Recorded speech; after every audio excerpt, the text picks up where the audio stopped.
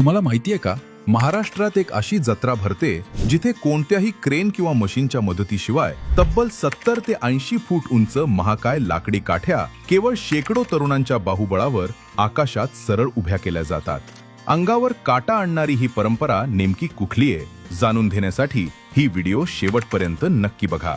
मित्रांनो, ही परंपरा रायगड जिल्ह्यातील पेण जवळच्या रावे गावची. या गावाची ग्रामदेवता आणि भाविकांची कुलस्वामिनी ही आई रायबा देवी आहे. दरवर्षी एप्रिल महिन्यात म्हणजे चैत्र पौर्णिमेला इथे एक भव्य यात्रा भरते, जिला काठ्यांची जत्रा म्हणून ओळखले जाते. 100 ते 150 वर्षांची परंपरा लाभलेल्या या जत्रेत मानाच्या 3 महाकाय काठ्या उभारल्या जातात. या प्रत्येक काठीचा एक वेगळा रंग आणि दैवत आहे. जसे की लाल काठी ही शिवाराचा रक्षक असलेल्या मसोबाची, पिवळी काठी ही महाराष्ट्राचे लाडके दैवत जय खंडोबारायाची आणि निळी काठी ही प्रभू जय श्रीरामाची असते. या जत्रेची सर्वात मोठी रंगत म्हणजे या 3 गटांमध्ये लागणारी ईर्षेची स्पर्धा. ज्या गटाची काठी आकाशात सर्वात उंच आणि ताठ उभी राहते तो गट त्या वर्षीचा विजेता ठरतो.